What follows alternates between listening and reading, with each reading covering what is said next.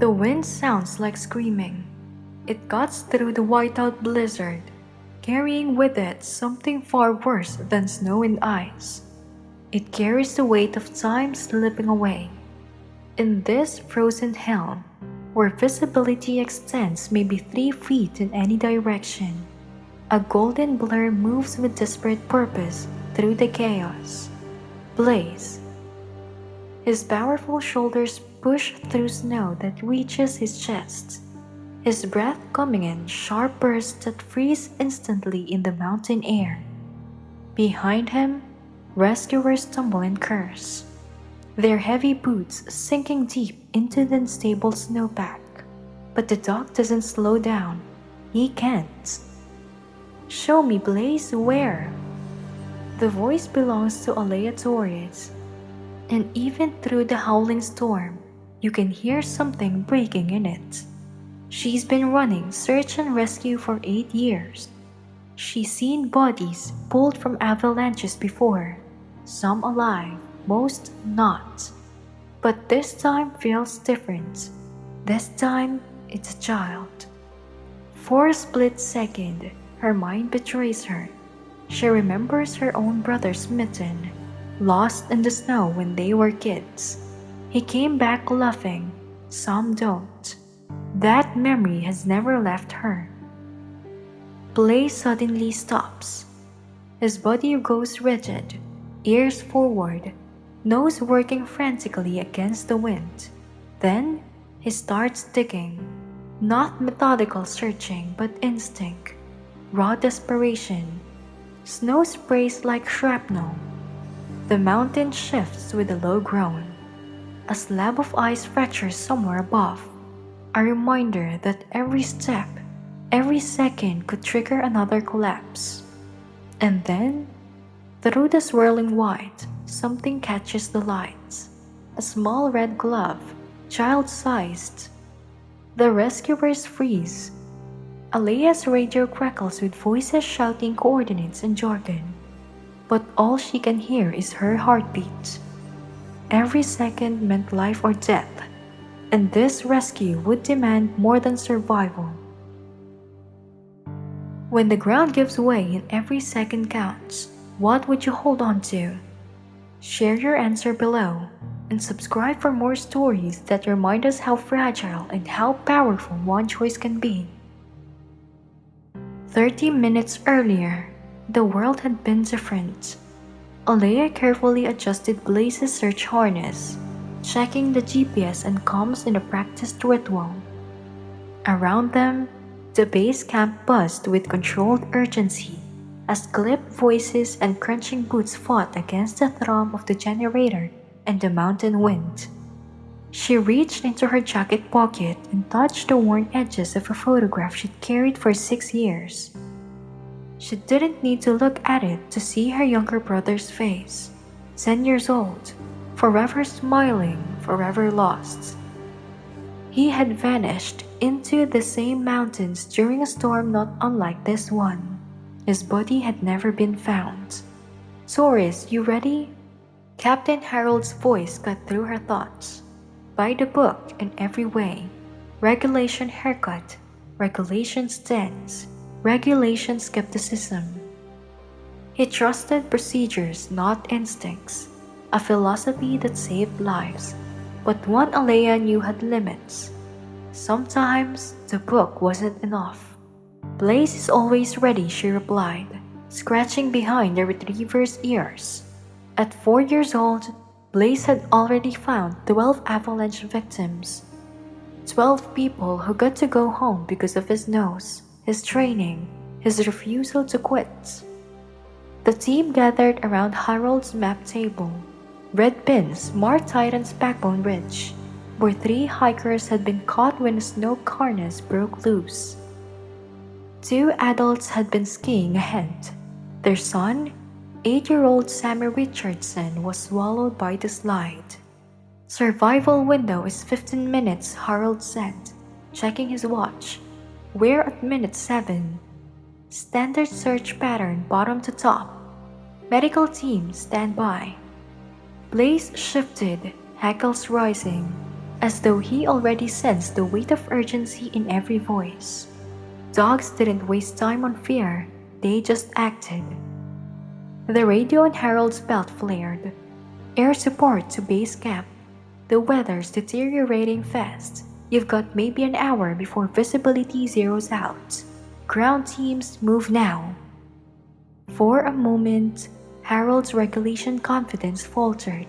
He glanced at Aleiah, then at the ridge. Victim location unknown. Deploy the dog. Blaze surged forward, muscles taut against the leech, noise pointed towards the white abyss. Aleiah felt it in her bones. The mountain never gave back what it took, except, sometimes, when a dog refused to quit. And in her gut, one thought settled cold as the snow. This mission would not end like the others. The mountain fought them every step of the way. The grueling conditions turned into something impossible. Waist-deep powder sucked at their boots, and every gust of wind threatened to push them back. But Aleiah pushed on, her thighs burning as she followed the golden blur ahead. Blaze. A relentless retriever named Blaze cut through the storm. His tail held stiff with focus. Despite the low visibility, he didn't need sight. He had his nose, and his handler, Aleiah, trusted it completely. Grid search! Captain Harold's voice boomed through the whiteout, muffled but firm. Cover every square meter. Aleiah was frustrated. The standard grid search was useless because the avalanche had turned the terrain into a chaotic, unstable mess. Wind was redistributing the debris, widening the search zone to nearly half a mile. Blaze stopped suddenly. His body went still, then lowered into a trained sit, eyes fixed on a cluster of broken trees half buried in snow. Aleiah's heart jumped. Indication, she shouted. The team converged, shovel stepping at the powder with frantic speed. Aleiah knelt, her pulse climbing as chunks of ice flew into the air. 3 feet down, metal clinked against something. A ski pole. Harold yanked it free, holding it aloft with proof of utility. False alert, keep moving. But Aleiah's stomach twisted. Blaze didn't false alert. Not once in 4 years. If he had sat, it meant scent, human scent. The avalanche had simply scattered it, maybe carried it from somewhere nearby. Blaze, she whispered, fingers brushing her harness. Show me more. The dog cocked his head, ears sharp against the storm. He studied her for a heartbeat, then trotted 20 yards down slope and sat again. Another alert. Another round of furious digging. Another empty hole. Frustrations rippled through the team. We're wasting time, Harold snapped. His words were clipped, but beneath them was something worse. Fear. He knew the clock as well as Aleiah did. The sound of crying rose behind them, then at first, then cutting straight through the wind. Sammy's parents had arrived with the secondary team. His mother's voice, shredded by grief, repeated the same words over and over. Please, please, he's just 8. He's so small. The desperation lodged itself in Aleiah's chest. She squeezed her eyes shut, and in the black behind her lids she saw another child, her brother, 10 years old, grinning behind the snow fort they'd built together. The last memory she had of him before the mountain swallowed him forever. The storm had come out of nowhere, just like this one. Blaze's urgent stride pulled Aleiah towards the steepest part of the debris field. As she followed, struggling to breathe in the high altitude, she saw the violence of the avalanche, jagged terrain with trees snapped and boulders out of place. Blaze's behavior shifted. His usual back-and-forth rhythm fractured into frantic loops. He circled the same patch again and again, nose pressed so close to the snow it left frosty trails. A soft whine escaped him. Aleiah froze. She knew this. She'd seen it before. It made sense, strong but fragmented, confused by layers of debris and shifting air pockets. Somewhere beneath their feet, someone was buried. But where? Here, Harold's voice thundered from 50 yards uphill. We've got something. The team pivoted towards him like iron pulled by a magnet. Shovels scraped. Voices shouted. Aleiah didn't move. Blaze hadn't budged an inch. He stayed rooted to his spot, eyes fixed on the snow, body trembling. Come on, boy, she urged. Let's go check. Blaze lifted his gaze to hers, then back to the ground. He whined again, sharper this time, almost human in its plea. Snow shifted beneath Aleiah's boots with low groan, like the mountain clearing its throat. A fracture line spidered through the debris not far away. For one terrifying second, she imagined the whole slope giving away, burying them alongside the child they were too late to save. Her radio crackled, another false alarm. A rescuer called from Harold's dig site. Just debris. Aleiah's watch told the truth she didn't want to face. 14 minutes since the avalanche. 1 minute left in the survival window and still nothing. Her throat tightened, despair clawing at the edges of her composure. But Blaze was not done. He sat down hard, the decision absolute. His head turned, locking eyes with her. Then he barked once, sharp, certain, commanding. And then, against every line of training, Blaze began to dig. Not the controlled scratch of a working dog, but raw, primal force. Snow and ice exploded around him, claws raking at the frozen earth as if he could claw through death itself. Aleiah dropped to her knees beside him, pressing her ear to the ground. At first, nothing, just the furious hammer of her pulse and the howl of wind above them. Then, so faint she almost convinced herself it was memory, not sound, came the rhythm that shattered her world. A heartbeat, human, fragile, alive. Harold! Aleiah screamed tore through the blizzard. Get over here, he's here! Blaze found him. For a moment, the storm seemed to hold its breath. The team froze mid-shovel, mid-step, mid-argument.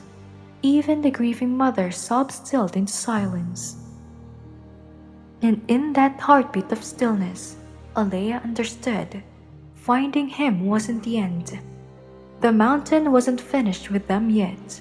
Saving him would mean fighting harder than they ever had before. Call it! Captain Harold's voice cut through the storm with the kind of finality that ends hope. They'd been digging for 3 minutes. 3 minutes past the official survival window, and had hit a layer of ice so solid it was like digging through concrete. We can't waste more resources, he continued, his words making clouds in the frozen air. The other teams need... No! Aleiah's voice was quiet but absolute. She didn't look up from where she knelt beside the hole they carved. Her hands still moving snow even though her fingers had gone numb inside her gloves. He's here. Blaze doesn't lie. Her dog didn't move from the shallow pit, his whole body rigid, muzzle pressed against the snow, whining low and steady. Harold stepped closer, conflict flashing across his face. The protocol said to move on. Experience said to trust the statistics. But something else, maybe the way Blaze refused to leave, maybe the desperation vibrating in Aleiah's voice, made him hesitate. Taurus, I've seen this before, he said. Dogs can detect scent that's hours old, days old, It doesn't mean... Listen. Aleiah's sharp word cut through Harold's doubts. He held his breath as she pressed her face to the opening. But for 10 seconds, there was only wind and the distant scrape of shovels. Then, they heard it. It was so faint that later, some rescuers would swear they'd imagine it. But Blaze heard it too. His ears snapped forward, and he nosed deeper into the snow, whining like he was pleading them to hurry. "That's a heartbeat," Aleiah whispered. "That's Sammy." Harold saw a flicker of memory in her eyes, a grief and a fire from a time she failed to save a little boy. His mother's scream had haunted her, and she had vowed she would never hear it again. Harold raised his radio. "All teams to Grid Section 7. We have a possible contact." 8 rescuers worked in desperate synchronized effort, carving through the avalanche debris with shovels and ice axes.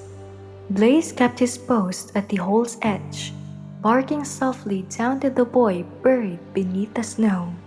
2 more feet down, they hit fabric, a small jacket, bright blue, barely visible through the packed ice.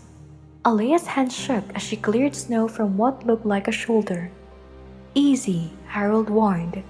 His earlier skepticism was gone, replaced by the sharp edge of a man who knew one wrong move could cost a life. "We don't know his position." Aleiah worked with surgical care, her breath fogging into ice crystals around her face.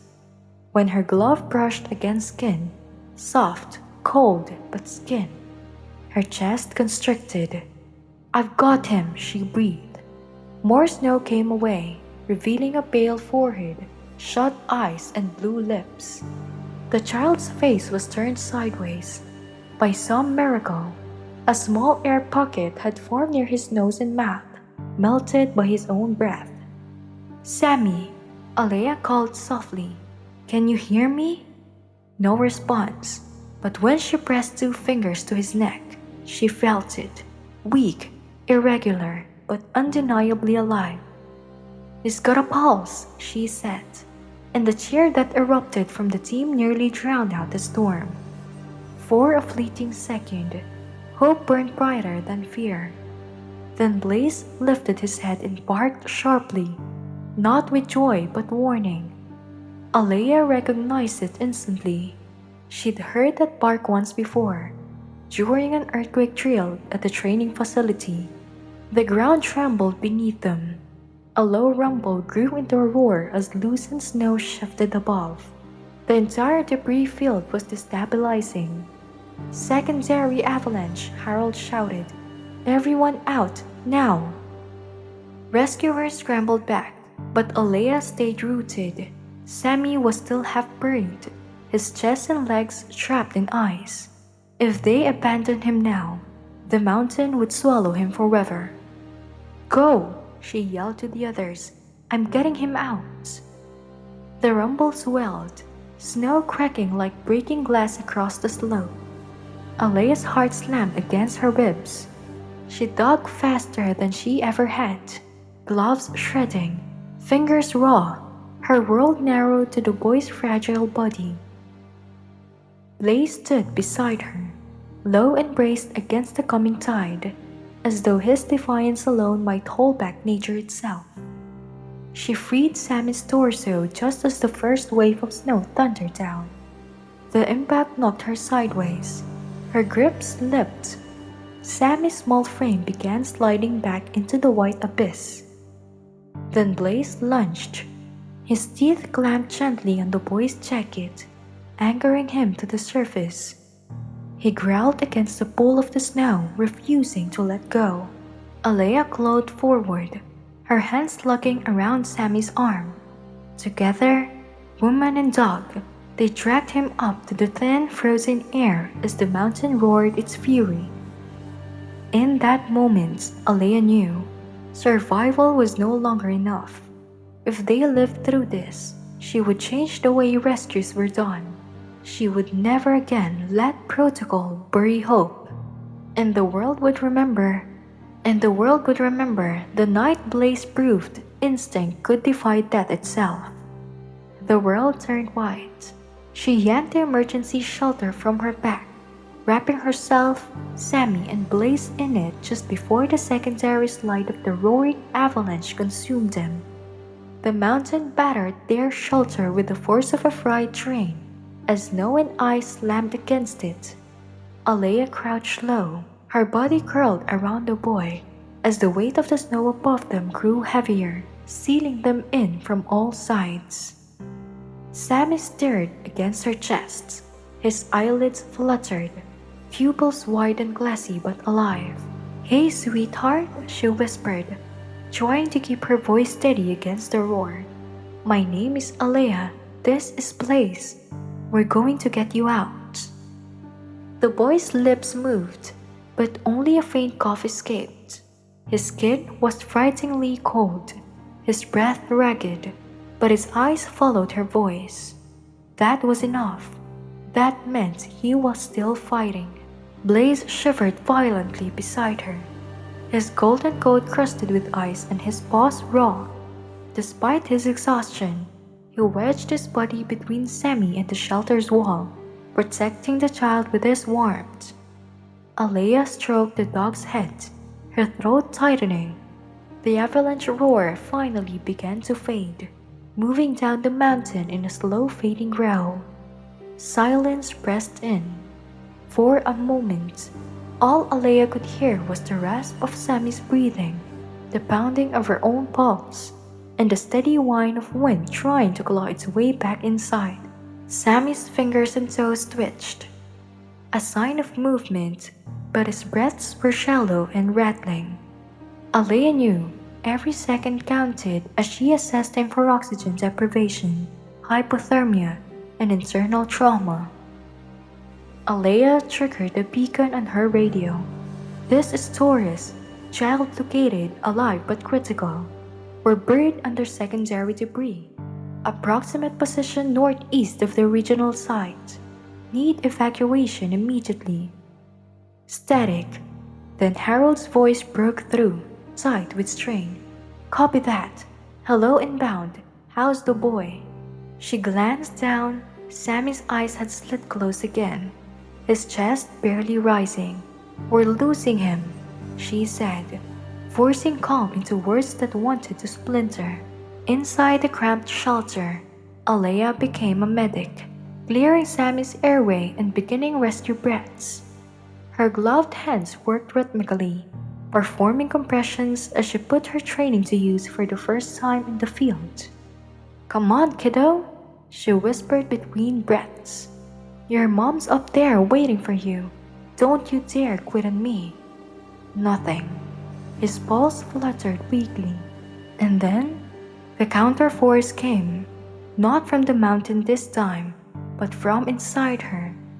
A voice she thought she'd buried long ago, whispering from memory. You couldn't save him either. Her brother's face flashed in her mind. 10 years old, laughing in the snow before the storm swallowed him. She had failed him. What if she failed Sammy too? For a split second, her hands faltered. Then, Blaze lifted his head, his eyes locked on hers, fierce, unwavering, as if to say, "Don't stop, not now, not ever." She clenched her jaw, shoved the voice of doubt aside, and pressed harder. "Breathe, Sammy, you hear me? Breathe." Still no response. The silence pressed heavier than the snow above them. Then Blaze did something she'd never forget. He tipped back his head and howled. Not a bark of alert, not a whine of distress. A long mournful howl that reverberated inside the shelter and tunneled through the snowpack. It was primal, ancient. A sound that seemed to call, not just to the rescue teams above, but to life itself. Sammy's chest jerked, a shallow inhale, then another. His eyes fluttered, unfocused but open. Color, faint and trembling, began to creep back into his cheeks. "There you are," Aleiah breathed. tears stinging her eyes. Stay with me, just stay. Above them, muffled shouts broke through the snow. The sound of shovels, frantic and urgent. Blaze's howl had given them a beacon. Help was clawing its way towards them. Minutes bled into an hour. Aleiah kept working, alternating compressions with rescue breaths, monitoring every flicker of pulse. Blaze never moved from Sammy's side, his body heat keeping the boy alive when science said he shouldn't be. Finally, the shelter shuddered as light pierced through. Cold air rushed in, carrying voices. Hands reached down, pulling at the fabric, widening the hole. Aleiah blinked up at her team, her face streaked with sweat and tears. He's alive, she rasped. We're getting him out.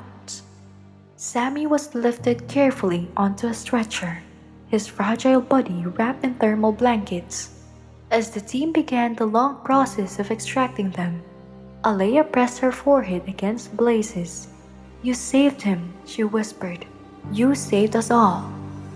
But even in that moment of relief, she felt something deeper stir inside her. This wasn't just about one child, one mission. It was about every rescue she'd ever doubted, every life she'd lost, every voice that told her protocol mattered more than instinct. She understood now. Sometimes survival hinged on refusing to let go when the rules said it was over.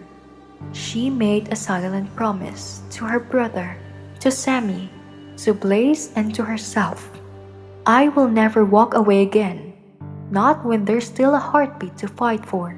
And as the helicopter rotors thundered overhead, she knew this day would mark her forever, not just as a rescuer, but as someone who had learned, in the white silence of the mountain, that miracles weren't accidents, they were choices. 6 weeks later, the community center in Backbone Ridge was packed. It wasn't a grand venue, just folding chairs set in crooked rows, a handmade banner across the stage, and the smell of coffee and cookies drifting from the back. But for a town of 1,200, it might as well have been a cathedral. Aleiah stood in the wings, adjusting Blaze's ceremonial collar. The dog cared nothing for speeches or medals, his attention fixed on the cookie table. But she felt her hands tremble. His paws had healed, though a faint limp lingered in cold weather. He didn't seem to mind. You ready for this, boy? She whispered. Blaze met her eyes, and somehow she knew he understood. This wasn't about him. It was about the child he had pulled from the mountain's grip. The mayor's voice carried across the room, thick with pride. Ladies and gentlemen, please welcome Search and Rescue Specialist Aleiah Torres and Blaze, recipient of the Medal of Valor. As they stepped into the thundering applause, Blaze's tail wagged furiously. Aleiah scanned the crowd, her eyes finding Harold and the medics, but resting on David Richardson in the front row. He held a small red glove, the same one Sammy called his lucky charm. The applause began to fade, but before the mayor could speak again, a burst of running footsteps cut through the quiet. A boy broke free from the front row and bounded onto the stage. Sammy Richardson, healthy, grinning, alive. He flung his arms around Blaze's neck. The dog nearly toppled under the weight of affection, tail beating so hard his whole body wriggled. Thank you, Sammy whispered into his fur. Thank you for finding me. The crowd rose to its feet. Some cried, some cheered, all of them witnessing a moment that meant more than a medal ever could. Aleiah knelt beside him, her throat tight. She thought of her brother, 10 years old, lost forever to the same mountains. She hadn't been able to save him, but Blaze had saved Sammy.